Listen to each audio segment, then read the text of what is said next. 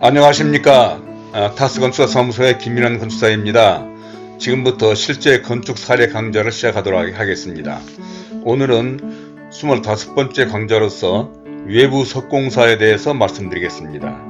외장재 중에서 외장재 석재의 선정 및 설계 등에 대해서 말씀드리는 것입니다. 제가 지난 8강에서 마감재와 마감재를 강의할 때 외장 마감재의 종류에 대해서 설명드린 바가 있습니다. 그 당시에 우리나라뿐만 아니라 대체로의 건물의 외장재로서는 석재와 판넬, 금속 판넬 같은 걸 얘기하는 거죠. 벽돌 또는 외단열 시스템, 징크, 목재, 노출 콘크리트, 기타 타일이니 이런 재료들이 있다고 말씀드리는데, 오늘은 이 가운데에서 석재, 외장재의 석재에 대해서 좀 더 심도 있게 설명드리도록 하겠습니다. 자, 일반적으로 외장재뿐만 아니라 내장재도 마찬가지겠지만 석재, 건물에 사용되는 석재의 종류와 특성을 말씀드려보면, 먼저 종류에는 석재가 생성되는 그런 것에 따라서 화성암, 수성암, 변성암 이렇게 분류하고, 또 화성암 중에서는 심성암과 화산암이 있고, 이렇게 또 변성암에서는 수성암계와 화성암계가 있다. 이렇게 또 이제 생성 과정에서 이렇게 분류해 볼 수가 있고, 이러한 거를 구체적으로 이제 우리가 많이 사용되는 화강암이다, 또는 현무암, 사암, 라임스톤, 석회암, 대리석, 이렇게 또 분류할 수가 있는 것이죠. 그래서 우리들은 이런 데까지 구체적으로 알 필요는 없는 거고, 이 화강암이 어떻게 생겼고, 현무암, 사암, 석회암, 대리석, 이게 주로 많이 건축에서 많이 사용되는 석재이기 때문에 이 재료에 대해서만 좀 어느 정도 상식적인 것을 알면 좋다고 생각합니다. 그래서 이 화강암과 현무암 이 하나하나를 제가 사진으로 한번 보여드리도록 하겠습니다. 자, 화강암에는 이 마천석이라는 게 있고, 또 마천석, 이거는 이제 물갈기 한 것이고, 다음에 요거는 마천석 이제 버너구이 한 거, 일반적으로 많이 쓰는 거, 황색 이런 돌들 여러분도 많이 봤을 겁니다. 이거는 베이지 버터플라이라고 하는 돌인데, 이런 돌도 있고, 또 이런 쑥색돌인 아젤 플라티노라고 하는 이런 돌들, 이런 이름들은 사실은 석재가 가공된, 생산된 현장에 어떤 회사에서 정한 이름이기 때문에 이런 데까지 알 필요는 없겠지만, 하여튼 이런 이름으로 불려지고 있는 거죠. 다음에 또 시블랙이라 해서 이렇게 새카만 돌도 있습니다. 주로 일반적인 상가주택의 1층의 기둥 등에 예전에 이게 많이 쓰던 돌이었죠. 이 돌은. 또 이런 돌들도 여러분 많이 봤을 겁니다. 이거는 임페리얼 레드라 해가지고 사람들은 마치 이걸 보고 대리석이라고 얘기하는데, 대리석이 아니라 화강석 물갈기 한 돌이죠. 그 다음에 스페니쉬 핑크라 해서 이런 돌도 여러분들이 많이 봤을 것입니다. 그 다음에 고웅석이라 해서 좀 검정 것, 이거는 물갈기 한 것인데 이런 돌도 있고, 또 고웅석 버너구이, 같은 고웅석인데 아까 그건 물갈기 한 거고 요거는 이제 버너구이 한 것인데, 이따 물갈기하고 버너구이에 대해서도 설명드리겠지만, 이렇게 화강석에는 이러한 돌들이 있는 거죠. 자, 다음으로는 현무암은 또 어떻게 생겼냐 하면,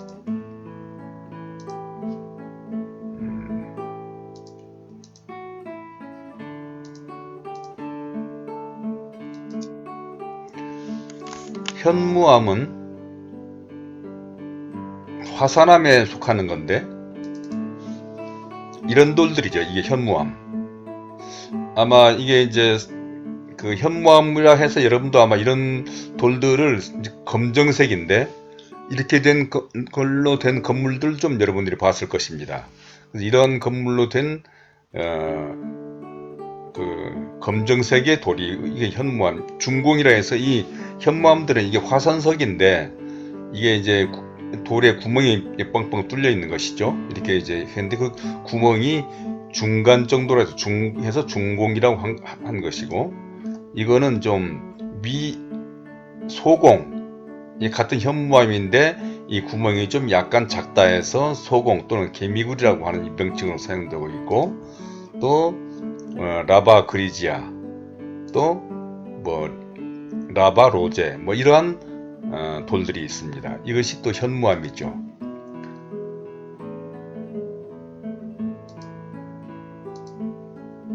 이 현무암을 얘기하고 있는 것입니다. 다음에 사암이라 해서 샌드스톤이라 하는 사암이란 돌도 있습니다. 그거는 또 어떤 거냐면 샌드스톤, 아마 여러분들도 이런 돌들을 봤을 것입니다. 이렇게 생긴 돌들, 외장재에서 많이 사용되고 있었죠. 이거는 샌드스톤 중에서 샌드스톤 레드라고 얘기하는 것이고, 다음에 뭐 이런 색깔의 돌도 있습니다. 샌드스톤 레드 내추럴. 다음에 또 이런 색깔도 있습니다. 이건 샌드스톤 베이지 내추럴이라 해서 이렇게 샌드스톤들은 이런 돌들이죠. 다음으로는 이제 사암까지 말씀드렸는데, 석회암, 흔히 말하는 라임스톤이라고 얘기하고 있죠. 이 라임스톤은 어떤 것이냐면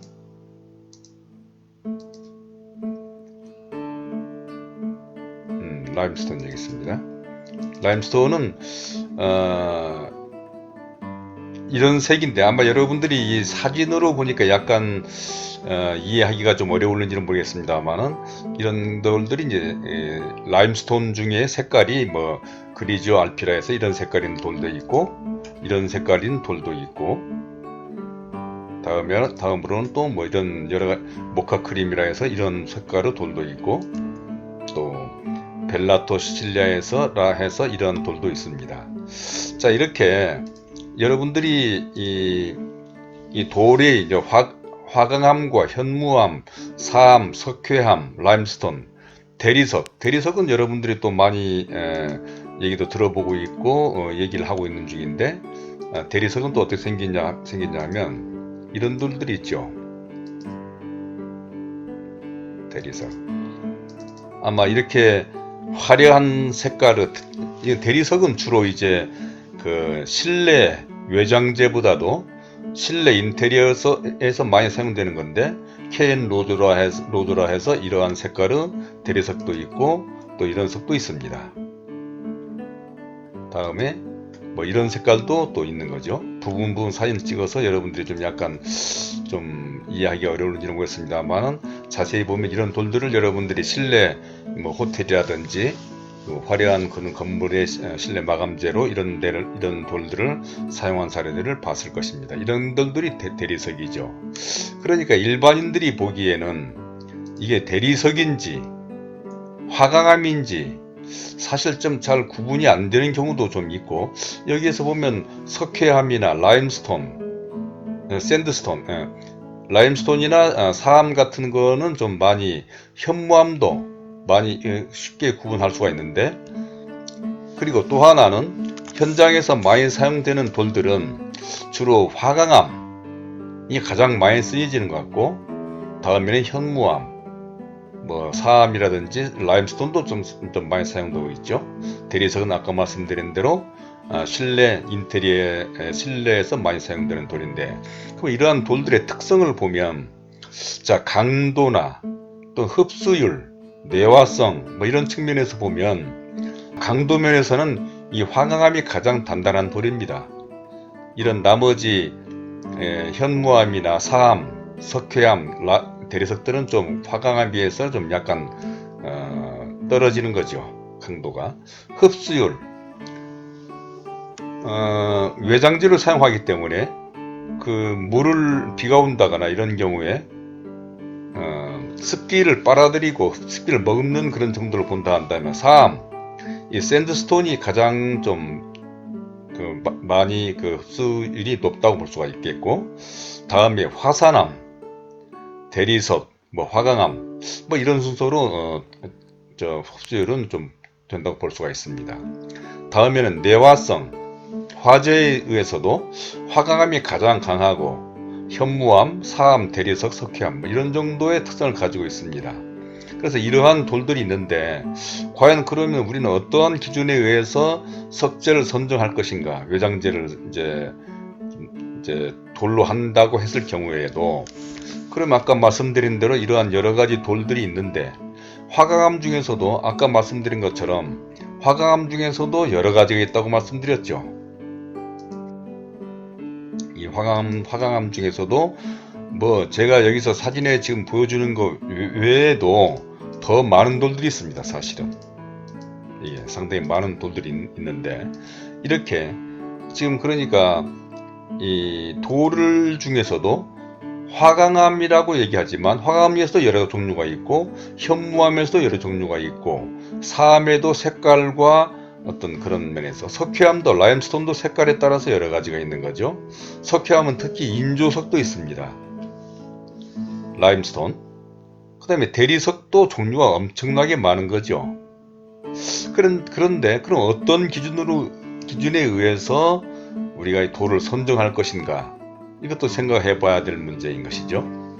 그래서 이제 석재 선정 기준에서 보면 성능, 어떤 건물의 특성, 경제성, 가격 면에서 또는 시공성, 또는 건물의 어떤 차별성, 어떤 시대성, 뭐 이런 점들을 종합적으로 고려해서 내가 이 건물에는 어떤 돌을 사용해야 되겠다라고 하는 거를 설계자도 선정하고 건축주도 선정을 하게 된 것이겠죠. 물론 설계자가 어떤 돌을 선정한다 하더라도 현장에서 막상 시공하는 경우에는 이러한 돌들을 전부 다 이 그림으로서 보다도 실제 현장에서 이러한 건물로 된 건물도 볼 수가 있겠고 또 시공자가 이런 돌들을 샘플로 다 어떤 건축적에 제시해서 거기에서 맞는 돌을 선정하는 것이죠. 그래서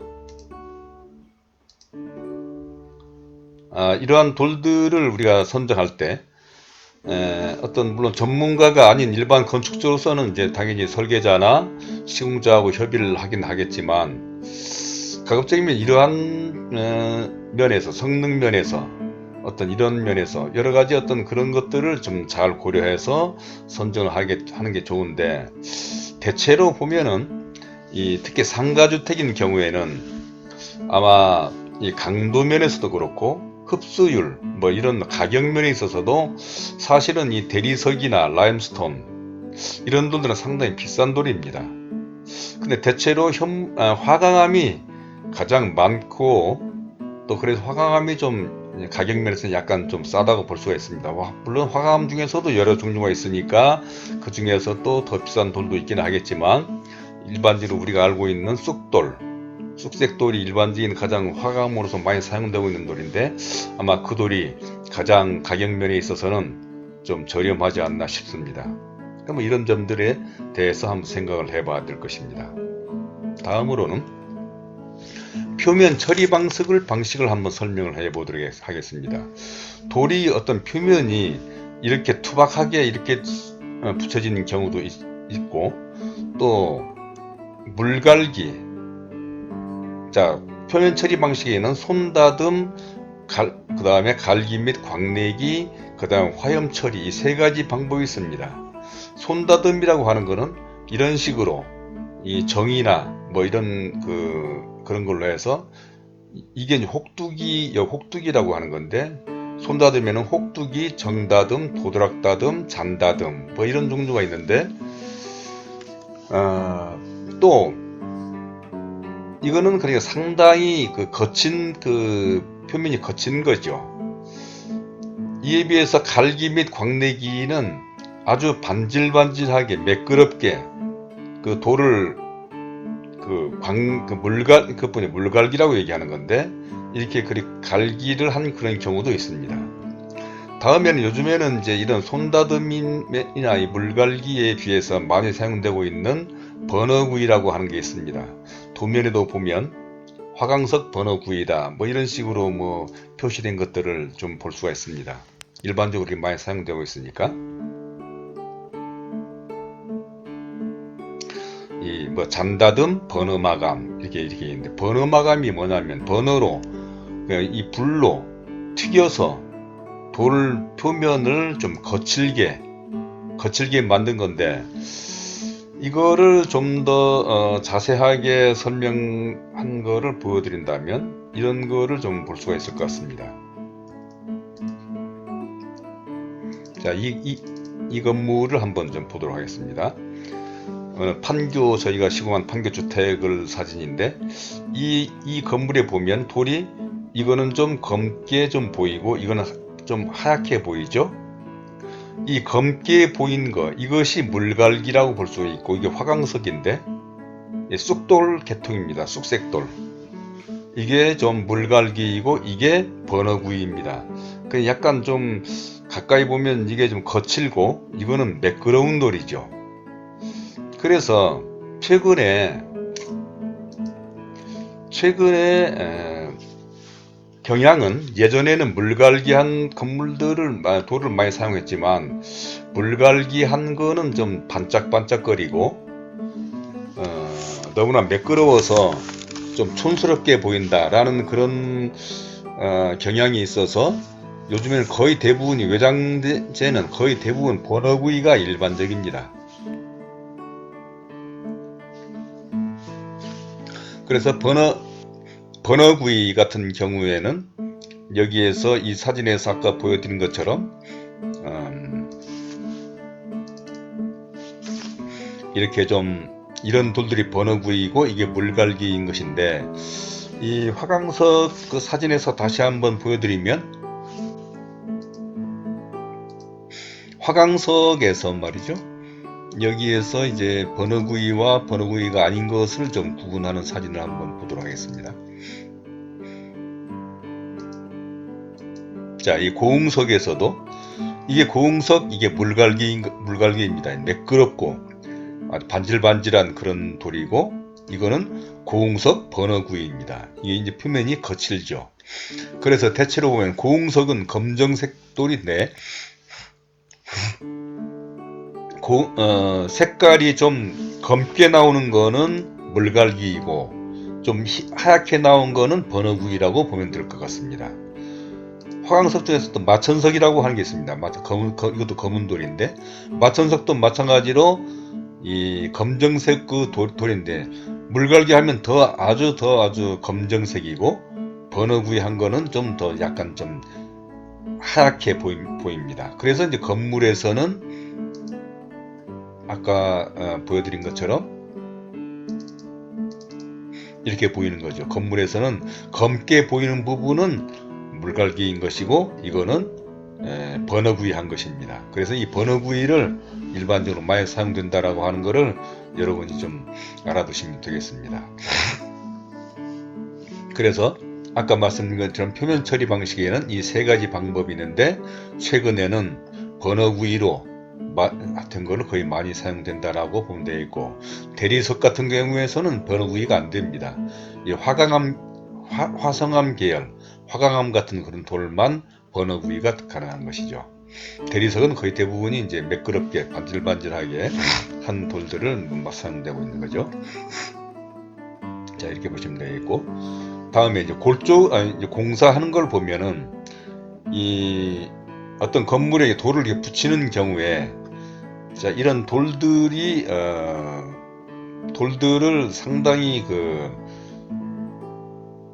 이 돌을 마음대로 이렇게 붙이는 게 아니라, 돌도 붙이는 방법이, 먼저 그럼 이걸 설명하기 전에 이걸 한번 설명드리도록 하겠습니다. 자, 공법에서 보면 돌을 붙이는 방법이, 판석으로 넓은 돌들을 건물에 딱딱딱 붙이는 큰 그런 방법이 있고, 켜쌓기 또는 켜붙임이라고 해서 아주 이런 방법이 있고, 어떤 패턴을 어떤 설계자가 정해서, 이런 건물처럼 아까 보여드린 그 건물인데, 어떤 큰 돌을 딱딱 그렇게 가서 일률적으로 붙이는 게 아니라, 그러니까 예를 들자면 이런 거를 얘기할 수가 있겠죠. 여러분이 보시면, 이런 건물들을 보시면, 자, 어떤 그 사각형 돌들을 그냥 무의미하게 그냥 딱딱딱 붙여버린 셈이 된 거죠. 이런 건물들은. 그래서 이런 건물들은 좀 같은 돌로 붙인 거지만 좀 멋도 없고 너무나 단조롭지 않겠나.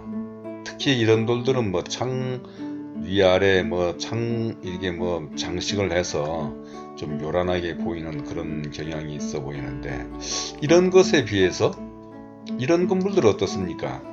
이렇게 좀 어떤 패턴을 넓은 돌에다가 어떤 좁은 돌 붙이고, 넓고 좁은 돌과 또 가운데 또 이거는 이제 백페인트 글라스를 유리라고 하는 건데, 이런 식으로 이런 돌을 붙이기도 하고, 이렇게 변화를 주면 세로로 특히 훨씬 더 고급스럽고 건물이 특이하게 보이지 않겠습니까? 좀 고급스러워 보입니다. 이런 것이 그러니까 이 건물 같은 경우에는 가장 싼 돌로 붙였지만은 붙이는 방법에 따라서 같은 화강석이지만 이런 건물들은 아까 보여준 그런 무의미하게 큰 돌들을 딱딱딱딱 붙여본 것에 비해서 훨씬 더 고급스러워 보이는 것이죠. 그래서 이런 것들이 이제 어떤 패턴으로 붙인 돌이고, 이 돌이 켜쌓기 한 켜 한 켜 얇게 해서 어떤 라인을 줘서 어떤 변화를 준 그런 격이죠. 이게 이제 마천석이고 이게 화강석인데, 이와 같이 어떤 붙이는 방법이 어떤 탄석으로 그냥 붙이느냐, 또는 어떤 켜붙임, 아까 이 건물에 보이는 것처럼 이 켜붙임이라고 했죠. 켜싹지로 하느냐, 어떤 패턴을 주느냐, 이런 차이를 좀 얘기하고 있는 것입니다. 그래서 그러면 이러한 것들은 어떻게 해서 결정이 되느냐 하면 설계자가 이런 의도를 가지고 설계를 하는 것이죠. 그러한 도면을 보여드리면 이렇게 그려진 것입니다. 이 건물에 관한 이것이 이제 설계도인데, 설계도에 자 이런 식으로 자 어떤 패턴을 설계자가 의도를 한 것이죠. 이런 식으로. 아까 그 건물에 관한 도면입니다. 이게 켜쌓기 부분이고 이게 패턴을 한 것이죠. 일반적으로 어떤 설계자들이 보면 이런 패턴도 정하지 않고 그저 인면도에다가 뭐 건축주 지정, 석재, 마감 이렇게 쓰는 경우가 일반적으로 많은데, 그러면 시공자들은 뭐 자기 편하도록 값싼 방법으로 붙이도록 그렇게 하겠죠. 그거는 좀 아마 제가 보기에는 설계 의도가 반영을 전혀 하지 않은 채로 너무나 무의미하게 설계한 그런 상황이 될 텐데, 이러한 것처럼 이렇게 켜쌓기 또는 패턴을 이렇게 지정해 주는 거, 이런 것에 의해서 실제 건물에서는 이렇게 지어지는 것이죠. 여기 켜쌓기가 있고 이 패턴은 이렇게 이룬 것입니다. 그럼 이런 것들도 마찬가지로 자 그런데 아까 제가 이 공사 이거를 설명드리다가 약간 표면 처리 방식을 말씀드렸고 이걸 말씀드리고자 한 건데, 그래서 이러한 것들은 어떻게 하느냐 하면 샵 드로잉이라 해서, 그러니까 설계자가 이렇게 어떤 의도한 바에 의한다고 해서 이 돌대로 도면 가지고 가공을 할 수는 없는 것입니다. 그래서 이러한 건물들은 골조공사가 끝나게 되면, 예를 들자면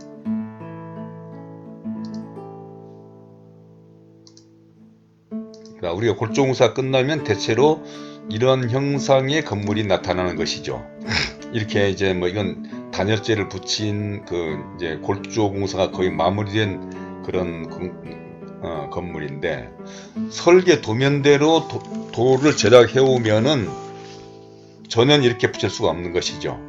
그렇기 때문에 현장에서 이 개구부, 창의 개구부 어떤 이런 부분들을 일일이 정확하게 실측을 해서 도면에 따라서 도면의 그 패턴이 어떻게 되어 있는지에 따라서 이 석재 공사하는 사람이 이렇게 현장 실측에서 이게 샵 드로잉인데 제가 여기서 설명한 샵 드로잉, 이 샵 드로잉이라는 게 바로 그건데 정확하게 어떤 돌의 치수를 다 이제 이 실측한 치수에 따라서 이 돌의 크기들을 전부 다 이게 지금 파란색으로 보이는 줄눈인 것입니다. 이제 이렇게 이것도 마천석 물갈기 켜쌓기 부분을 표시한 것인데 이런 식으로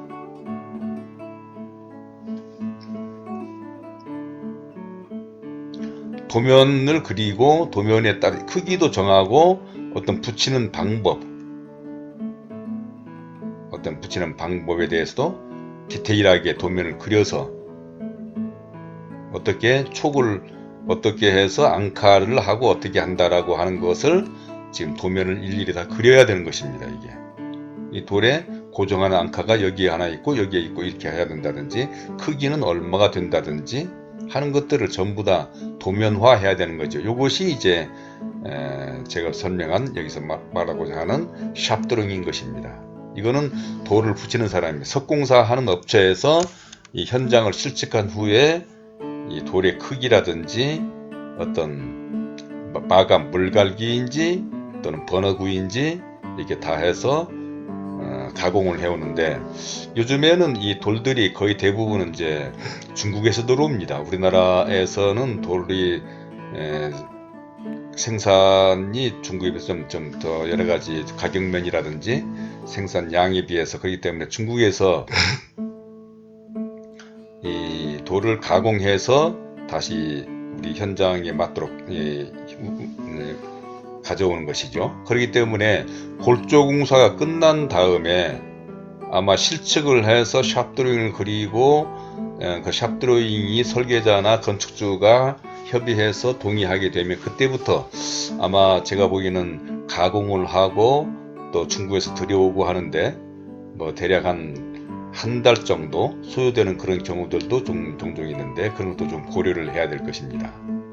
다음으로는 단열재와 앙카에 대해서 설명을 드리겠는데 돌은 아까 도면에서 보듯이 이렇게 이 구조체에다가 이 콘크리트 벽에다가 앙카를 해서 돌을 고정시키는 거죠. 이렇게 앙카를 해서 그러면 이 부분은 현장에서 사진을 보면 이렇게 볼 수가 있습니다. 이런 거는 이제 실측하는 사진을 제가 보여드린 거고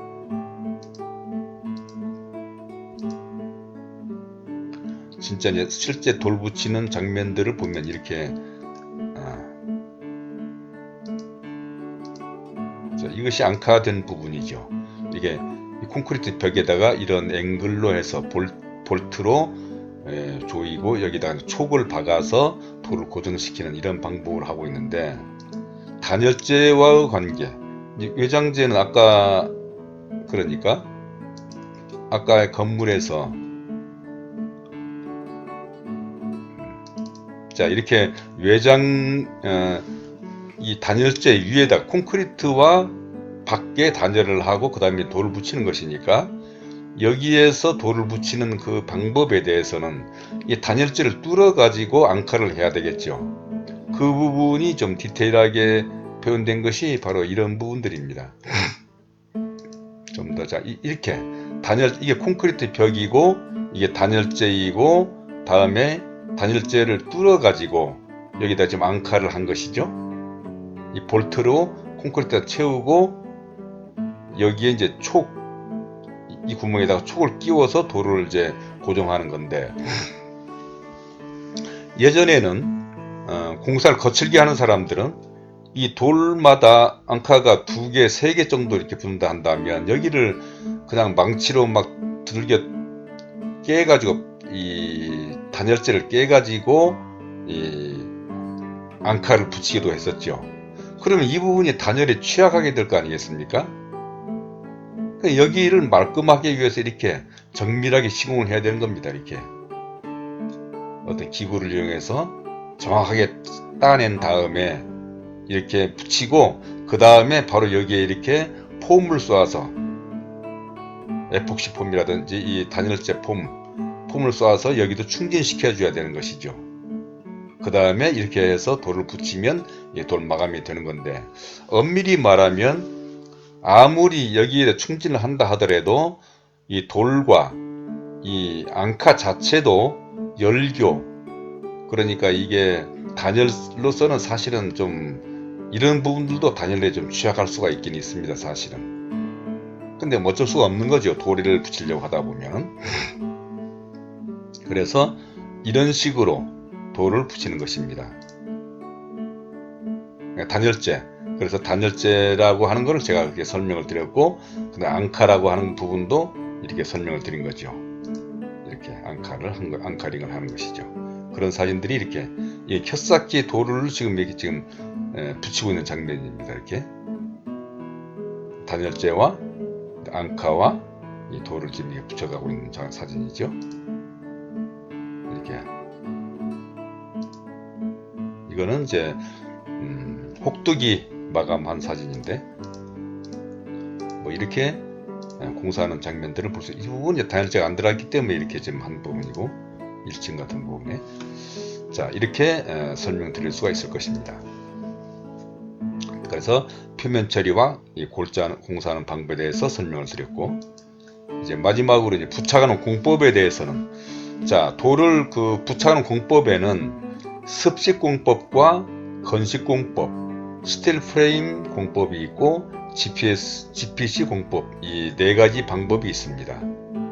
습식 공법이라고 하는 것은 부채와 사이를, 돌과 사이를 몰탈로 채워서 이 돌을 붙이는 방법인데, 예전에는 이렇게 많이 사용했는데 이거는 상당히 좀 어렵고 좀 위험하기도 하죠. 그러니까 고층 건물에는 부적당하고, 특히 이게 몰탈로 하는 경우에는 돌이 어떤 백화 현상이나 또는 얼룩짐 현상이 발생하는 소지가 있습니다. 그래서 요즘에는 거의 사용하지 않고, 주로는 이제 건식공법이 아까 사진에서 보여드린 이런 것들이 건식공법이죠. 이렇게 예전에는 그러니까 이 사이에다가 몰탈로 채워서, 그냥 단열도 어려운 거죠, 그렇게 되면은. 그러니까 그렇게 하지 않고 지금은 이렇게 앙카를 통해서 하는 방법이, 이게 건식공법입니다. 이런 것들이. 그래서 건식공법은 철제 지지물, 그냥 파스너라든지 앙카, 볼트 또는 촉 등으로 돌을 붙이는 것이 건식공법이고, 이러한 공법은 이 물을 사용하지 않기 때문에 백화현상이라고 하는 건 어떤 거냐면, 돌을 겉면에 하얗게 보이는, 그러니까 백화현상은 주로 이제 적벽돌에서 나타나는 현상인데, 돌에도 가끔 나타나는 것이죠.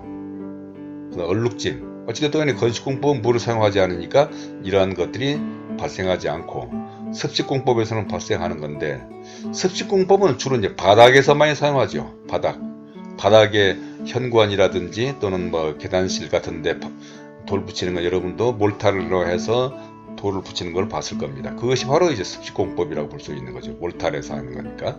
주로 바닥공사에 사용하는 거고, 고층 건물이라든지 이런 외장에서는 거의 건식공법을 사용하고, 다음에는 스틸 프레임 공법이라고 하는 거는 이 앙카를 사용해서 하지 않고, 일종의 이런 것입니다. 이렇게 이 스틸 프레임을 짜가지고 여기다가 돌을 붙이는 거죠. 이렇게다.